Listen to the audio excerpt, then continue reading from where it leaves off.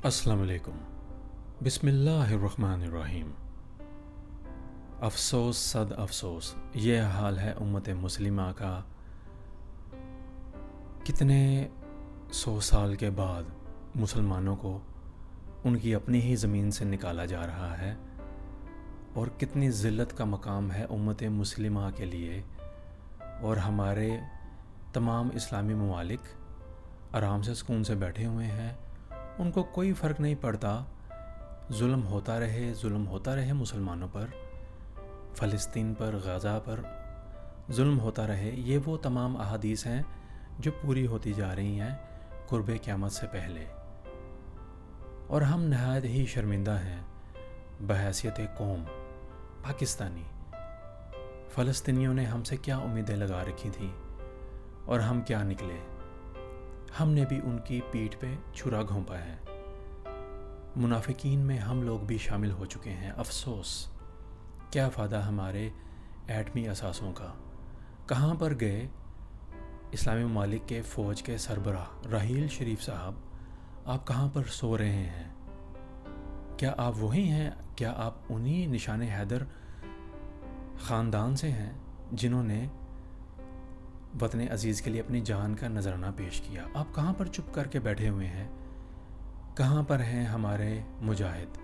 कहाँ पर हैं साद रिजवी साहब? बड़े आशिक़ रसूल बने फिरते हैं, उम्मत मुस्लिमा के लीडर बनने की कोशिश करते हैं, और एक मुहिब वतन सच्चे लीडर को हमने जेल की सलाखों के पीछे रख दिया।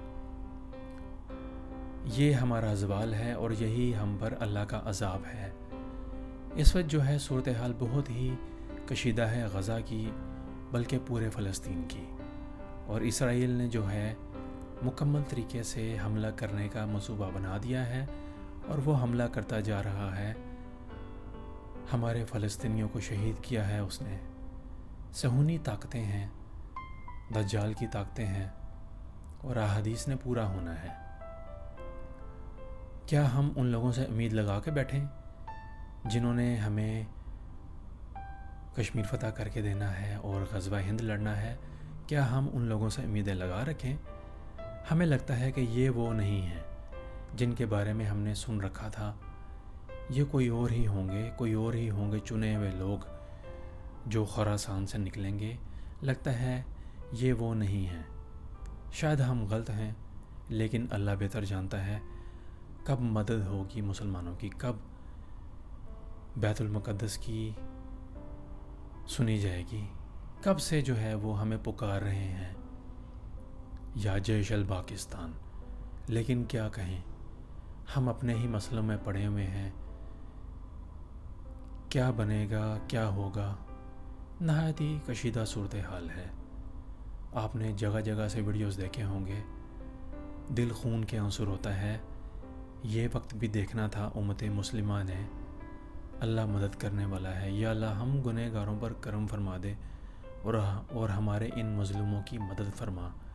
अब तो ये भी वक्त आ चुका है कि मज़लूमों के बारे में बात करेंगे, ख़ुसूसन मुसलमानों के बारे में, तो हमारे वीडियोस को रिस्ट्रिक्ट कर दिया जाएगा, वीडियोस बंद हो जाएंगे, हम पोस्ट नहीं कर सकते।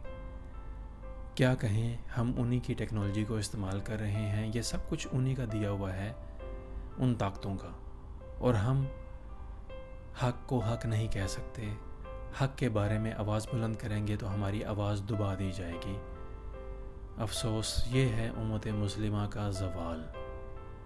न जाने कब हम पर अरूज आएगा, वक्त कब आएगा। कुर्बे क़यामत तो बिल्कुल पास है। न जाने कब ज़हूर इमाम मेहदी अलैहिस्सलाम होगा।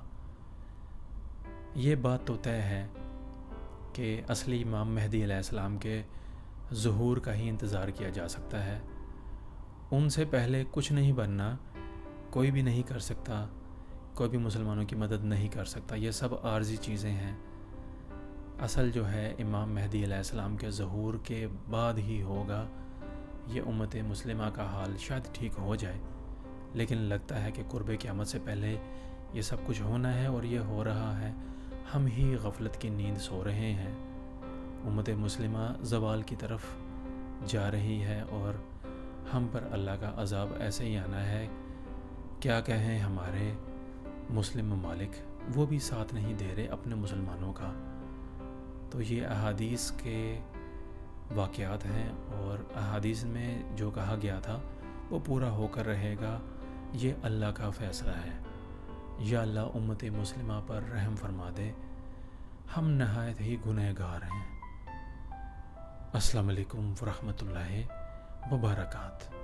اردو ٹی وی 22 کے ویڈیوز کو پسند کرنے کا بہت بہت شکریہ۔